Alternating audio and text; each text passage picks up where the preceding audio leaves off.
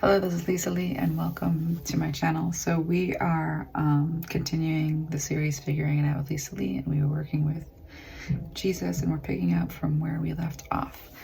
I'm trying to sort of like move back into, I've been really trying to get back into this space with Jesus. As you know, if you've been watching them in order, and I do suggest that you do, this one's hard, like my body, it's like hard to get my body in the right place with this channel. But basically what Jesus is sort of bringing through is this notion of like, you know, that really what forgiveness is about, and like why it sort of sets everyone free, and what that even means. Like there's a whole like theology that Jesus has been trying to teach me and bring through experiences. And so I'm just going to open up and we're going to come back over here to what it means to be in a position where protecting your heart equals putting yourself into this kind of self-imposed, it's almost like a solitary confinement. And so much of this has to do with the environment that you were born into, being very inhospitable. It's like an inhospitable environment for all of us. And so we do often just experience, everybody gets like real damaged in the heart. But what we need to see differently is, you know, identify that, you know, competition and hierarchy and everything that it means to be in like the system is all about placing ourselves and placing ourselves in relationship to other people. And it's becoming an authority on, you know, like how to live one's life. And a lot of that is like, you know, we have a lot of competitive stuff that you wouldn't even consider like it's everywhere. It's in everything. It's like water that it like soaked into everything. So there's this way in which, you know, being close and feeling like you can be your authentic self and your radical acceptance of who you are, includes showing up with the fact that like everyone, by virtue of who they are, no one escapes imperfection. And if you allow yourself to be imperfect, that does mean people are going to notice things that are not perfect about you, and there's all this shame about accidentally showing your imperfections, or you know what it means to have imperfections, or the role that imperfection plays in people being able to position themselves in relationship to you. And in relationship to themselves as well. Like there's this whole mechanism at place. So Jesus says, when we talk about what it means to come into community, Jesus is less talking about, you know, finding the right, like hangout, you know, the right place to chill, the right people, like your tribe. That there's first this unveiling that Jesus wants to do in relationship to the idea of what it means to understand that to bear witness, to hold a place for other people's truth in a way that's communal, so that people can heal in being seen, basically, is to operate from a radical acceptance of this notion of imperfection being built into the fabric of everything. You know, it takes us, it's kind of, it sounds weird, right? But, you know, but Jesus is sort of showing me, you know, related to the message of Jesus, like on the cross, where all the sin of the world was projected onto him. Basically, that means like, what does it mean for somebody to sin against you? And sin is, you know, a Christian terminology, but, you know, Jesus, so I'm going to have Jesus sort of tell us what he means by that. You know, Jesus is basically saying it's not like it's, well, I'm getting off track because I'm not really listening. I'm like, Jesus, tell us the right version of sin. I don't want them to be, yeah. So Jesus is saying like, don't worry, you know, what it means for someone to sin against you is when somebody projects something onto you that is harsh and you know, demotes you in some way, you know, in position to your self-esteem or the esteem someone else might have of you, or, you know, and this is like movement and growth comes from stuff like this. You know, this is something where we, you know, if we hold people to some rigid structure of being unable to sort of let their opinions of us, like, you know, ebb and flow, and everything influences everything. Like, we do have to have this part of radical acceptance of imperfection is knowing that that you can't control the perception of anyone has over you versus the correctness of your own. And so there's this like loosening around judgment, and that let me just get the channel back. I like fell out, just totally fell out right there.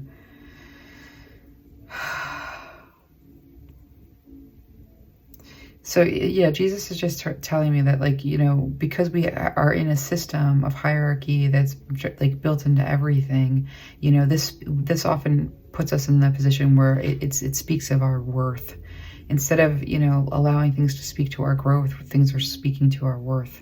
And so when it comes to like defending our hearts, you know, it's more that the very social fabric as being, you know, something that is a positioning faculty more than it is a connection faculty.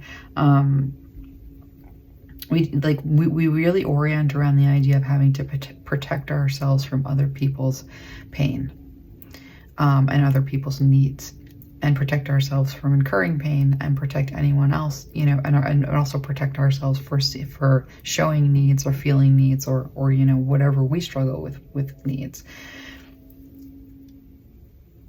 I gotta just try and find this, because I'm kind of falling apart with this channel. It's like it doesn't want to.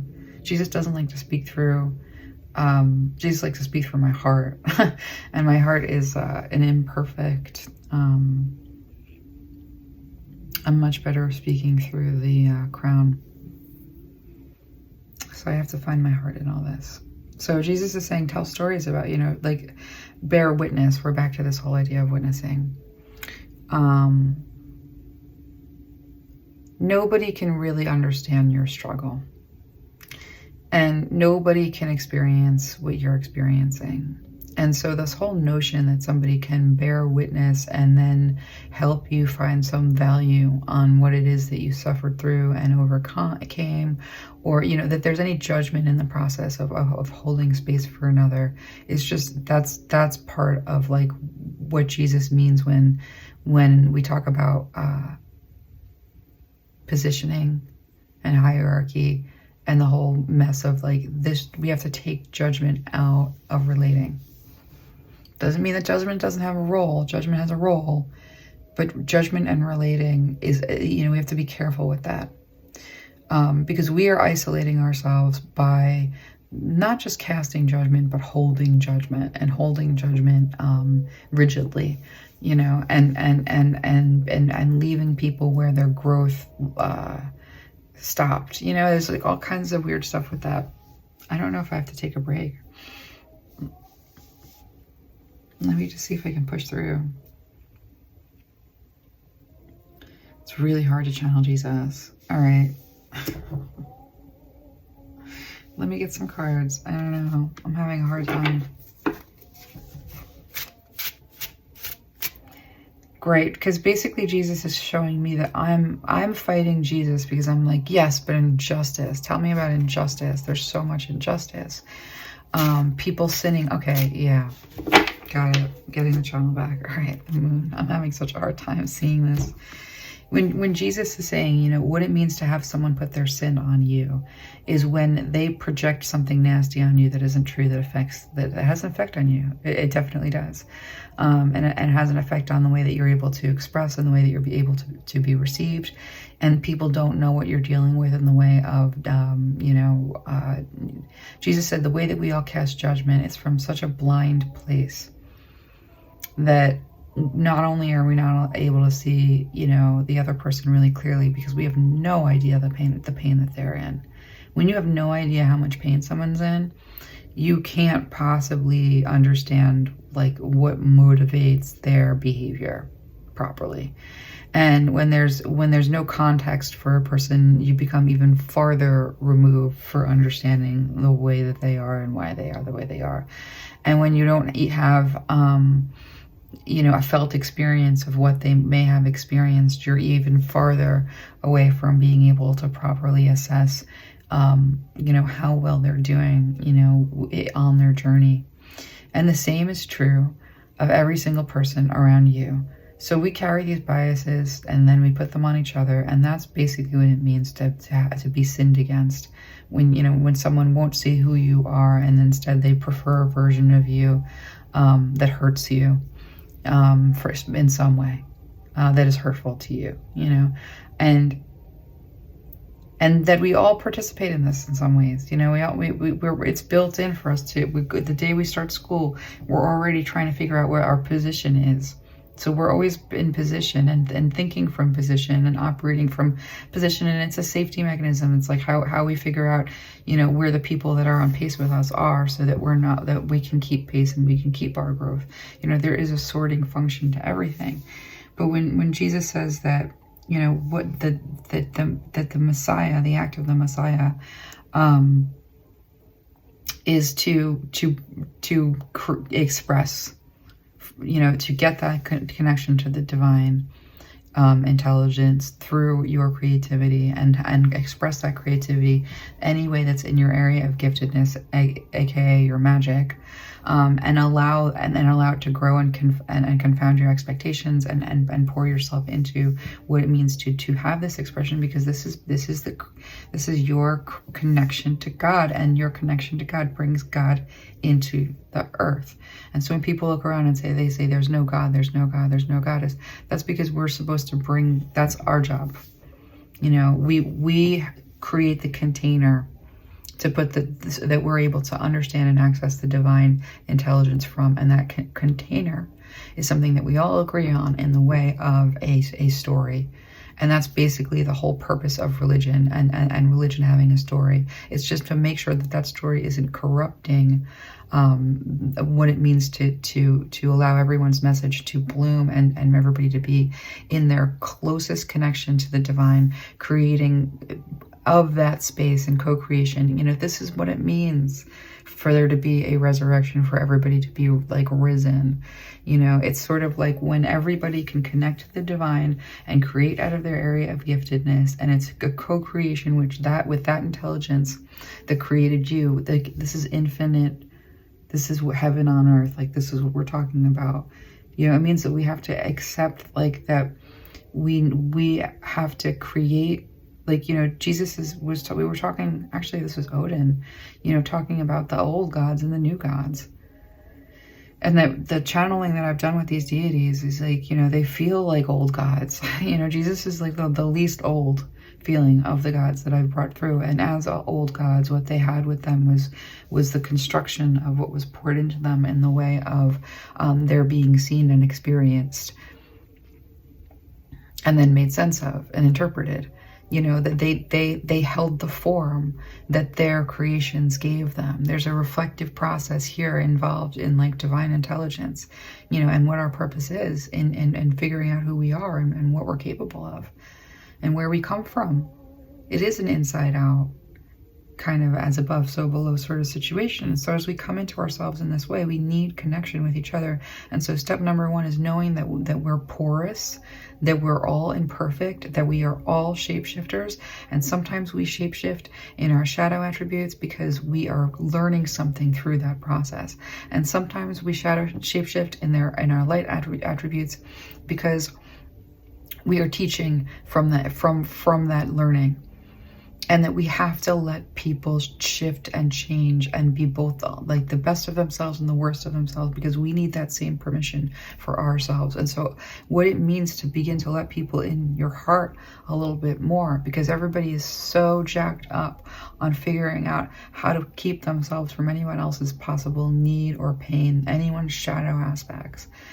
And people's shadow aspects show when they are in pain and when they are in need. And it's just the way that it is. Those are like your coping mechanisms gone awry, basically. And you need to get them to go right.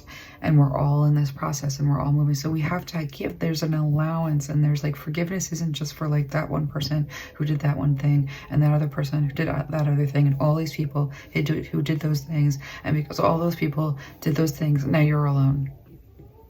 All of those people may have done all of those things, and you may have been right in each and every one of those situations, but your bias about who you are, their bias about who you are, and everyone's bias about what's going on in anyone's given experience contributes to a non-reality when it comes to the way that we judge each other.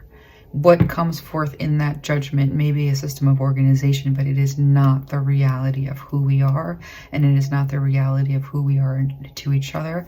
And boundaries are important. Very simply put, a boundary is, I cannot give you XYZ. Has nothing to do with the person, you know, anybody else. Is nothing personal. This is what a boundary is. And we all, if we can all just, like, not taking it personally, respect when someone doesn't give as not being a personal situation, then we give people a lot more breathing room with the time and space they need to grow. And we give ourselves the same. And so this allowance, you know, of imperfection, people being where they are, might not be where you are. And you have to sometimes, like, you know, what it means to be in relationships with other people is to understand what you are. You're a porous, and we take energies in. We are what we spend time with. The people that we spend time with, the things that we're learning that we're spending time with, the ideas we spend time with, and we can spend way too much time with other things, losing ourselves as we let these things in and we let these things move through us. We're designed as hosts in a certain kind of way. We are a container for the divine's expression, and we create containers for our own expression. Like, knowing who we are means that we have to understand that we very naturally, as a part of our superpowers and light attributes, host at like energies of joy and wisdom, ancestors, and all the stuff, you know, angels. You know, we are all of these things, and you know, because we're meant to both experience ourselves as an individual having this message, this Messiah, this mode of expression particular to our perspective. We're meant to have that, but we're also meant to have the inspiration, the muse. You know, inspiration was seen as like a spirit. It is. It's something that comes and sits with you, it visits you, it leaves something with you, and then you have it, and then you create from that. So we interact in this way. And so with people, we're going to be finding people's different depths. We're going to be trying to meet them where they're at. And we're going to be shape-shifting in ways that show us, no, that's shadow, I don't want to do that. And yes, that's positive, you know, I want to do more of that. And that's just the shapeshifter attribute. There's an entire deck of the light and the shadow attribute of every archetype and that we've kind of like gotten picked out, you know, that we can identify in this collective unconscious space, which is connected to divine intelligence and that communication that comes from the symbols, the interpretation, and the creativity that we bring into the earth. That saves, and that's the salvation. That's where we save each other. In relationship to each other, we show up all the way. And we create from that space, and we give from that space, and there's generosity in it. And there's an acceptance that, you know, like, because we're so afraid of something being stolen from, something being taken from us because of somebody else's projection when they sin upon you, or, you know, misinterpret you, you know, sin against you, you know what I mean? And like what it means to be having to bear that debt. You know, Jesus kind of brings through this cool story that, of course, was, you know, Jesus is saying, you know, what does it mean to encounter me? Jesus is saying, what does it actually mean to encounter me? What does it mean to encounter Jesus? What does it mean to encounter me? Jesus is asking the question, and we're going to sit with it for a second. Jesus is saying, you encounter me at the foot of the cross. And there's death of God theology around this. Jesus is showing me something very cool. You know, Jesus is saying, you encounter me at the foot of the cross as a dead God. The confounding of this moment, my God, why have you forsaken me? The entire Jesus message from Jesus is showing me his perspective, like his Christianity, like what he brought. It was when they pointed their guns at you and they said, if you speak outside of the order, if you go against the authority and the order's authority that takes your labor, if you go against the hierarchy, if you stand up and you in equality and speak your truth, I'm shooting you. There's not guns, but Jesus is showing me like this pointing. I guess it's a sword or an arrow or whatever it is. Jesus is showing me like they point their spears, and that the reason that his message had this resonance and this power is because it held this authority where they pointed their spears, but they did not attack, because that message was for everyone. It was for all of them, and it was received in such a way, and it was important. But that Jesus's faith in the Creator that created this, what was created through him in the way of a container, a story, a message, that on the foot of that cross, what happened? My God, why have you forsaken me? There is no God. Where is the God that's coming to save me at this moment? I mean, that is the moment that Jesus had. And so when you have a situation in your life, or you get to a point in your life where you get to that my God, nothing's coming to save me. This is what I'm left with. I'm left with having to face off with the reality that the sins of these people can condemn me to condemn my existence to, annihilation, to death. That the resurrection was that Jesus' existence was not condemned to death. That his existence was uncontainable in a body. You couldn't kill it. That it was contained in a message, the Messiah, that we all have this quality. And that Jesus left us with this knowing and this understanding that we have this quality. That which we create through ourselves, through our perspectives, in co-creation with the divine, survives us. And we exist within it, and we all leave this mark in one way or another. And what it means to give voice to those, who have no, there's so much about what it means to invest in the creative capacity of each and every individual, as if that individual was your salvation, because investing in all individuals in this way is the salvation of everyone. And it seems like an insurmountable math problem, but it's actually not.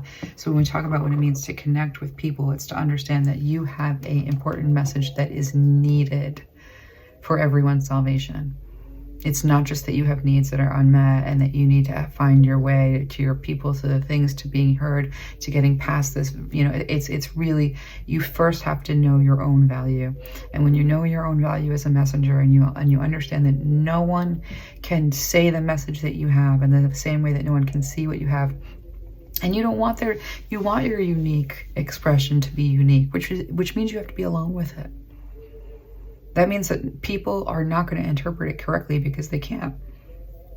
Even when they're interpreting it like as the most beautiful thing in the whole wide world, that's still an incorrect interpretation. Because once it's interpreted by another, it stops being what it was as it came out of you, and it becomes something else. And you want it to do that. You want what you create to grow and change on its own. It's okay to let that happen. That's what it means to contribute, to the collective consciousness, right? But and that's our growth, and that contributes to the collective unconsciousness, and that still connects to the divine who helps us grow. And this is how our growth is sort of divine. So Jesus is saying, when you know your own worth, and when you understand the imperfection of everything that anybody could ever say about you, you stop trying to control what people think and say about you, and you start to understand that what people think and say about you has nothing to do with you. And that even when people have to go, on a different journey, you join each other for a while, journeying along because you're learning similar things. And so this, just to sort of move us over here, what it means for us to, we have to go into the world. We can't go into the world and be like, here's me, I'm presenting everything I know about myself, and I'm perfect, and I'm great, and I'm not going to need too much, I'm not going to trauma dump, I'm just here to be creative and exciting and so much fun, and oh my gosh, let's just talk about the things that I'm building and making, and it's so great. That doesn't feed anyone, that doesn't feed you, and it exhausts everybody. What it means to go into the world and bear witness to your experience. This is unique. This is speaking from this unique place, and people are going to judge it, and they're going to judge it wrong. And you go in knowing that, thinking, well, of course they're going to judge it wrong. Like, that's what we all do. Like, we're all imperfect. We all fall short of the glory of God. We all fall short of the glory of God means we all fall short of the glory of each other. We all fall, every single one of us falls short of understanding the glory of another person. And everybody falls short in understanding our glory. And of course, we judge each other wrong. So when we stop trying to like enter the world, trying to prevent ourselves from being judged a certain way at the same time that we're sort of judging where we are in relationships to another, and when we take the judgment out of it, that doesn't mean there's protection is taken out of it. When we take the judgment out of it, then we're able to start to encounter people and be encountered in a way where it's gonna work. And it doesn't matter where you are, like, or how you get there. Like, that's when the location, you know, and the right, you know, venue is less important than the, like, what we do have in the way of natural magnetism and connectivity when we're showing up in alignment and we can actually even hear and see each other. There's a lot of masking that has buried us all alive in some ways. And so when we understand that we come into this earth as a Messiah, that's every single, we need to like understand that part of what that means is when you show up with humility, there's a level of awe in humility. When you have awe for yourself, like an awe for who you are, your connection to the divine, the experience of having a perception, like what it is to live, there's gratitude in that. And that's not judging every single thing that happened to you is destroying you and destroying the life, and the life that you live is horrible. There's an element of dealing with that. But Jesus is saying, you know, when we talk about the difference between punishment and consequences, you know, we get closer to helping you, you know, disarm some of, like, you know, not being able to look at yourself with awe and your life with awe, and then others with a level of awe. Like, that's what humility is. It's a clear type of sight that sees the divine all over the place. And that connection to the divine filtered through our perception and then expressed in our own special way, our own special magic, you know, those miracles that we're able to create that way. That's the first thing that we need to understand about ourselves. And that means that nothing anyone says about you matters.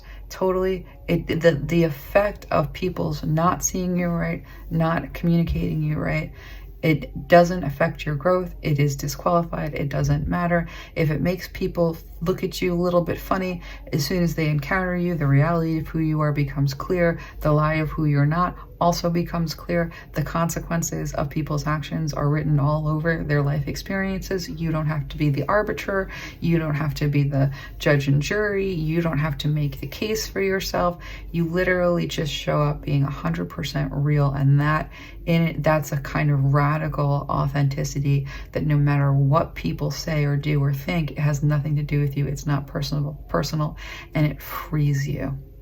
But in order to get that freedom, you have to take your judgment away from others as much as you need to not worry about how they judge you. And that means knowing that the way that you see the world is just as biased, and that you're capable of the same kind of falling short of the glory of another person, and that you have an open mind about who they are. That's where the awe comes in.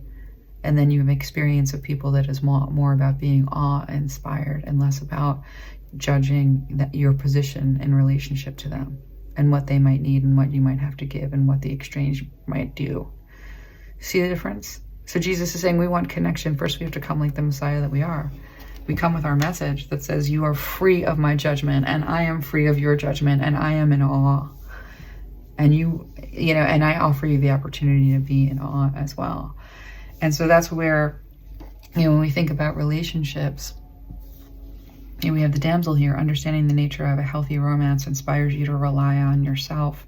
We talk a lot about the ache and the agony of isolation. And, you know, Jesus is saying two things are true. You are alone. You experience life alone because you're the only person that can see through you. It's not that you experience their life alone. You experience your life in co-creation with the divine, and the divine spark within you is that connection. It's like an umbilical cord.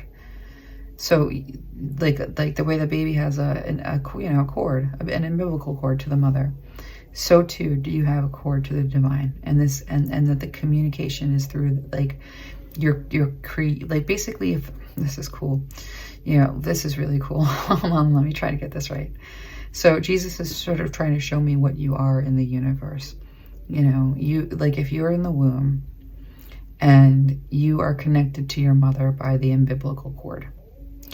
Now, let's say you are in the world and you are connected to God, or that which created you, your creator, through an umbilical cord. Now, so just like picture this as being the physical truth to the spiritual truth, as above, so below. This is the truth of how you are created and exist. Now, if you understand that the world is this womb that you're in, the information that you get from your mother's experience, those are sensory information. And that sensory information comes in with, like, the only way that you're able to make sense of it is the symbols that it creates in your forming mind in the womb. And you'll begin to recognize words from outside that are the same word over and over again, a name. You'll start to understand the cadence in language. You know, it's a kind of sound song that brings things to life within you. So your understanding, you know, you're always connected to your creator. And as long as you're able to keep that part of your mind and your heart open, where you are experiencing these sensations that are outside of the structure of the system, of the, you know, outside of just like your sensory pleasure experiences, like this greater spirituality is about keeping your ears and your eyes and your heart and your mind, all of those clairsentient, you know, clairs, you know, your magic, all of that being open to receive. This is divine feminine magic of that information and that inspiration that ultimately makes your reality and what you create and your thoughts and everything. This is the whole thing about what it means to understand that you are by yourself in the womb there, but you're connected to your mother. So knowing that you're never by yourself, and also knowing that nobody's ever going to understand you perfectly, and it doesn't matter how long or hard or with what, you know, amount of persistence you try to present yourself and insist on yourself in the different ways and show yourself in all these different ways.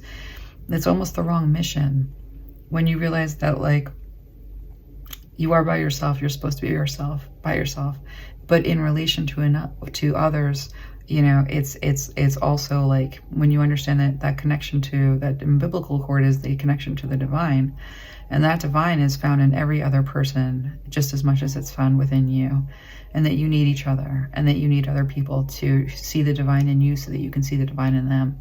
So we're going to leave it there, and we're going to come back to that. But Jesus is preaching and is blowing me away.